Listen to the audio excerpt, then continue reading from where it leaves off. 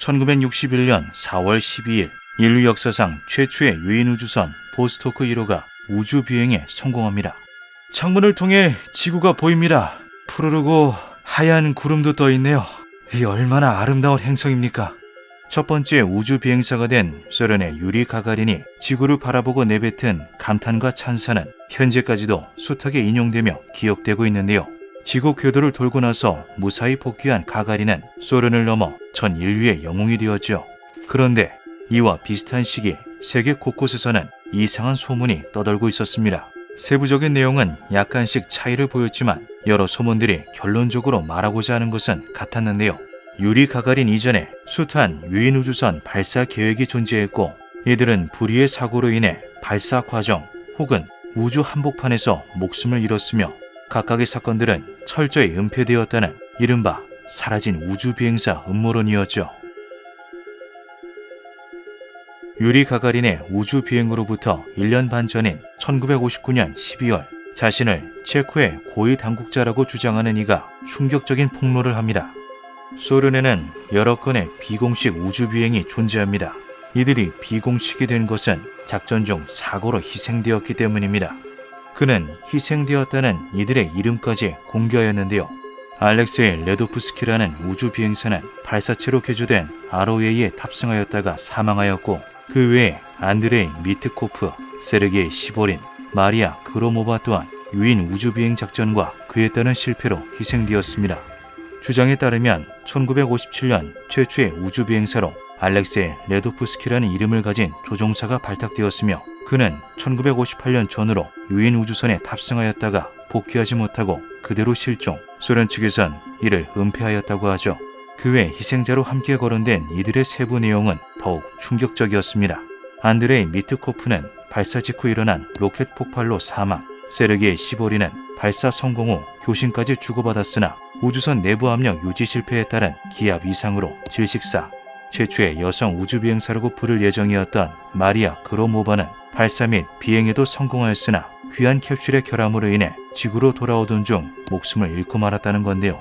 이 모든 일련의 과정들은 소련 내부에서 아주 극비리에 진행되었기에 세상 밖으로는 공개되지 않았다고 하죠. 해당 폭로는 이탈리아의 뉴스 통신사 콘티넨탈레에 대서특필되며 엄청난 논란이 되었습니다. 콘티넨탈레는 세계 각국의 비밀스럽고 민감한 정보들을 발빠르게 입수하고 보도하는 언론으로 유명한 곳이기도 했는데요.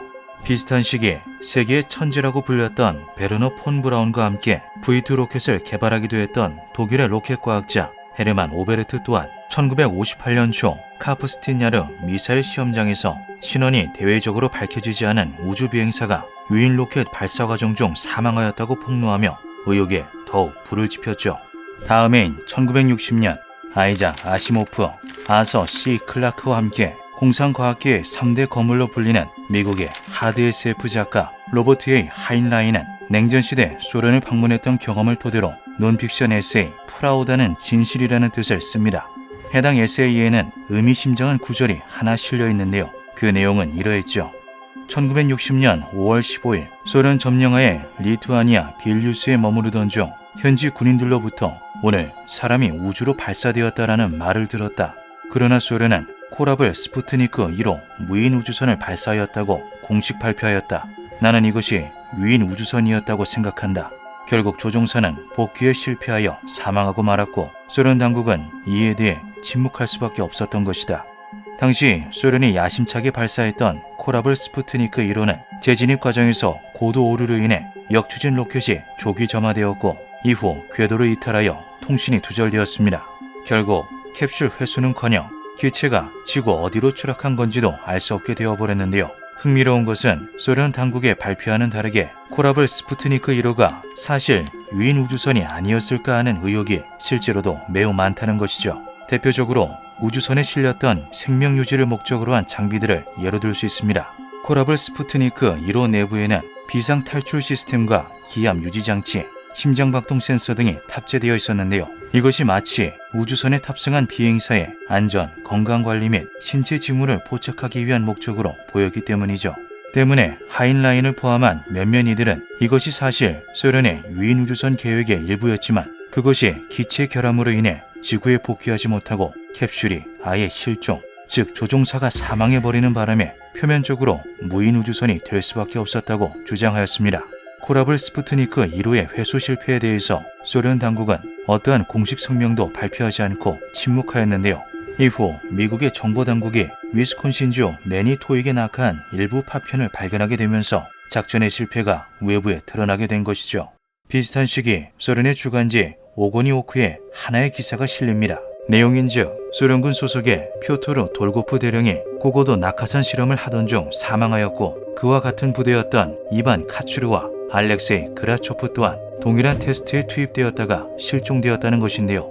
이들은 기구 장치에 탑승하여 28,640m까지 상승한 후 낙하산과 생명 유지 장비를 장착한 우주복을 입은 채로 뛰어내렸다가 장비의 결함과 예기치 못한 변수들로 인해 사망, 실종되고 말았다고 하죠. 이는 우주 비행을 위한 준비 과정의 일부라고만 알려졌을 뿐 세부적인 내용은 소련 측의 정보 통제에 의해 철저한 베일에 쌓여 있었습니다. 소련의 기자이자 작가였던 야로슬라프 골로바노프는 저서 일본 우주 비행사를 통해서 이처럼 고고도 장비를 테스트하다가 사망한 이들이 사라진 우주 비행사가 된 것이라는 가설을 세웠는데요. 일부 군 관계자들을 통해서 수만 미터 상공에서 낙하하던 중 사망하거나 실종된 우주복을 입은 인물들 이야기가 떠돌게 되었고, 이것이 퍼져나가는 과정에서 우주 비행사라는 명칭으로 오해석되어 지금과 같은 사라진 우주 비행사 음모론이 탄생하게 되었다는 것이었죠.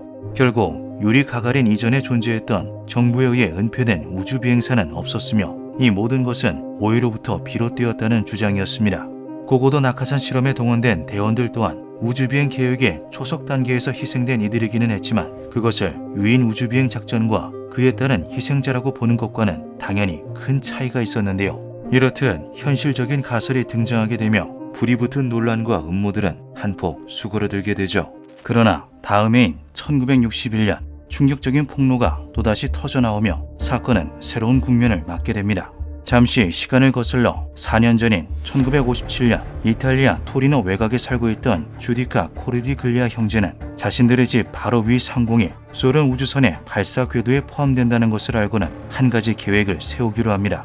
그들은 자택 근처에 버려진 채로 방치되고 있던 폐쇄된 독일 벙커 안에 각종 무전 장비와 안테나를 설치하였는데요. 이후 가지고 있던 무선 지식을 활용해 소련의 비밀스러운 대화들을 감청하고자 했죠. 그렇게 수년간의 준비와 공부를 마치고 본격적인 감청에 들어간 이들 형제는 1960년 11월 28일 첫 번째 신호를 포착해내는데 성공합니다. 그런데 포착된 것은 형제가 기대한 흥미로운 우주 이야기가 아니었는데요. 그것은 다름 아닌 SOS 신호였죠.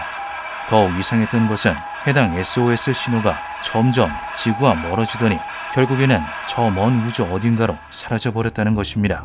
이후 각종 장비를 추가로 들이며 더욱 감청에 열을 쏟은 형제는 3개월여가 지난 1961년 2월 우주에서 심장 고동 소리와 함께 숨쉬는 소리를 포착해내는데요. 의사에게 자문을 구해본 결과 충격적이게도 이것이 사람이 질식사하는 과정에서의 맥박 호흡과 비슷하다라는 말을 듣게 되죠. 이 말인즉 누군가 우주 한복판에서 서서히 질식해가며 마지막 호흡을 내뱉고 있었다는 것이었습니다. 주디카 코르디글리아 형제는 어째 심상치 않은 무전들이 연속하여 포착된 것에 불안함과 두려움을 느끼게 되고 결국 이것을 언론을 통해 공개하기로 결정하는데요. 이후 이탈리아와 프랑스 언론을 통해 대서특필된 형제의 충격적인 무선 감청 내용은 곧장 전 세계 외신을 통해 보도되며 엄청난 논란을 불러일으켰죠. 우주 무전을 엿듣던 형제들, 구조 요청을 들었다. 사라진 우주 비행사 이론과 그것을 뒷받침하는 녹음이 공개되다. 사라진 우주 비행사들, 그들은 아직도 우주에 있는가?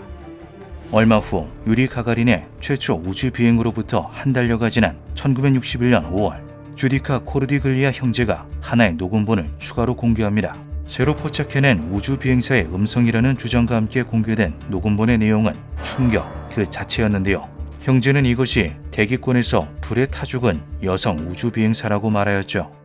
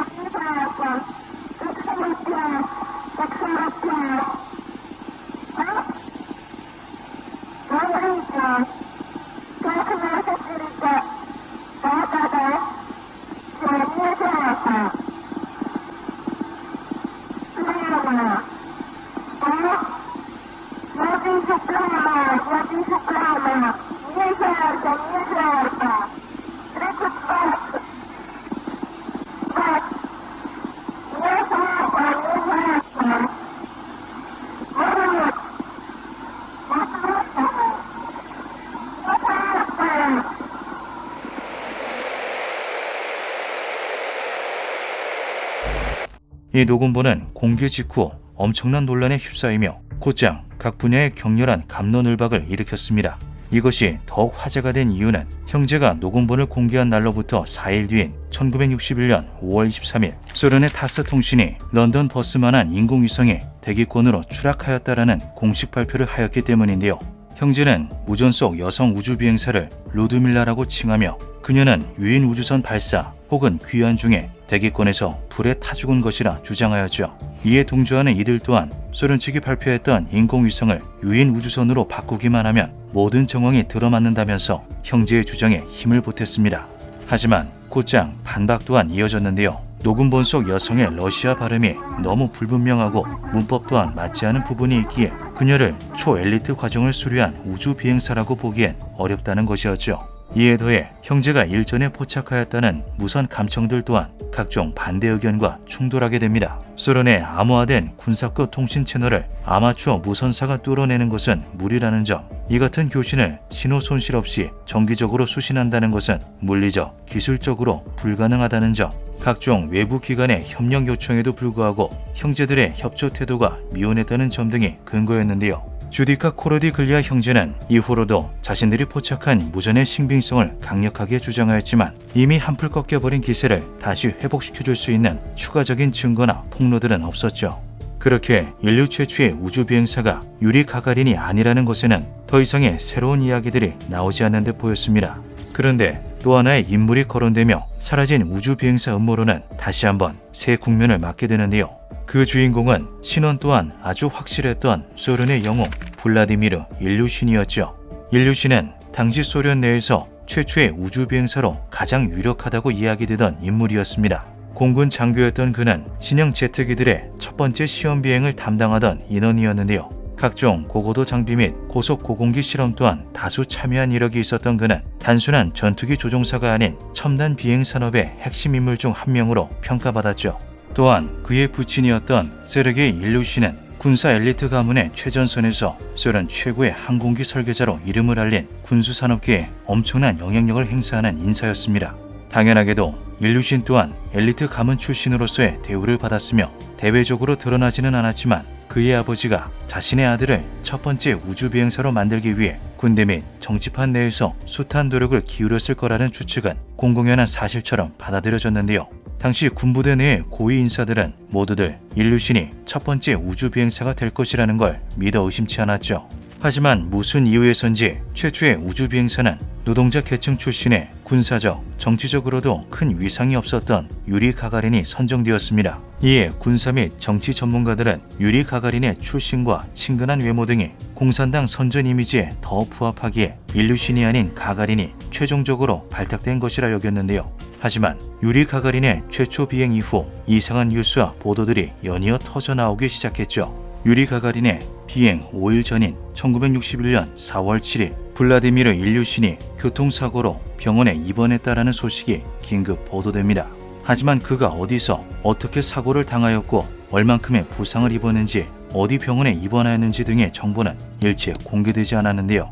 그로부터 2주 뒤이자 유리 가가린의 비행 직후였던 4월 중순 영국 출신의 모스크바 특파원이었던 데니스 오그데는 데일리 워커 신문에 믿기 힘든 내용의 기사를 싣죠. 소련은 최초로 인간을 우주에 보내는데 성공했다. 하지만 그는 우리 모두가 아는 남자가 아니었다. 그는 지구로 귀환했지만 귀환 과정에서 낙하산이 오작동하여 중국 영토에 불시착하였고 심각한 부상을 입었다. 이 최초의 유인 우주비행은 지난 금요일에 이루어졌다. 이 내용인즉 유리 가가린이 아닌 블라디미르 일루신이 최초의 우주비행사라는 충격적인 주장이었습니다. 오그데는 당시 소련과 복잡한 외교 관계로 얽혀있던 중국 내 영토에 자국의 우주비행선이 추락했다는 점, 성공적인 비행을 보도하기 위해서는 일루신이 대외적으로 나서 주어야 했지만 심각한 부상을 입은 상태라 그럴 수가 없었던 점 등으로 인해 일루신은 자동차 사고로 은폐될 수밖에 없었고 이에 급하게 준비했던 플랜 B 유리 가가린의 우주비행이 이루어진 것이라 말하였는데요. 이 소식은 프랑스의 언론사인 프랑스 수아르에도 보도되며 국제적으로 큰 논란을 불러일으켰죠. 이것이 프랑스에서 더욱 화제가 되었던 까닭은 비슷한 시기 프랑스 출신의 군사 전문 작가였던 로버트 르페르브 또한 이와 유사한 주장을 하였기 때문입니다. 그는 소련 측 군 고위 간부의 증언을 통해서 유인 로켓 발사를 했지만 심각한 문제가 발생했다. 이것은 전면 은폐되었으며 소련은 이후 공식적인 첫 우주 비행사를 다시 마련해서 공개해야만 했다라는 말을 들었다고 하였는데요. 이 내용은 데니스 오그덴 기자가 주장하는 이야기들과 상당 부분 일치하였죠. 한 가지 더 이상했던 것은 이러한 주장들에 대하여 일류신 본인이 어떠한 긍정도 부정도 하지 않았다는 것입니다. 이후로도 소련의 우주산업 발전에 크게 이바지한 일류신은 숱한 언론 인터뷰를 진행하였는데요. 몇몇 기자들이 이 같은 의혹에 대하여 물어볼 때면 그는 늘 대답을 회피하였다고 하죠. 이에 몇몇 이들은 일류신이 그것을 긍정하지 않은 데에는 소련 측과 진행하였던 비밀 서약 혹은 기밀 엄수 등이 원인으로 작용하였을 것이고, 부정좋지 않는 데에는 모호한 태도를 유지함으로써 사실은 그것이 맞다라는 뉘앙스를 풍겨 의견에 동조하는 것이라 해석하기도 했습니다. 일류신은 2010년 사망할 때까지도 이 같은 입장을 고수하였는데요. 그의 사망 직후 첫 번째 우주 비행사에 대한 이야기들이 다시금 수면 위로 올라왔으나 일류신의 유족과 국가기관에서는 그 어떠한 입장도 밝히지 않았죠. 어쩌면 블라디미르 일류신은 역사 속에서 사라진 최초의 우주 비행사였던 걸까요? 현재까지도 논란이 끊이지 않는 역사 그 이전에 존재했던 미스터리한 우주 비행사들, 이 모든 이야기들의 출발지는 과연 어디일까요? 소련은 광대한 우주 저편으로 대체 몇 명의 우주 비행사들을 흩뿌렸던 걸까요? 그 진실은 광활한 우주만이 알고 있습니다. 기묘한 밤이었습니다.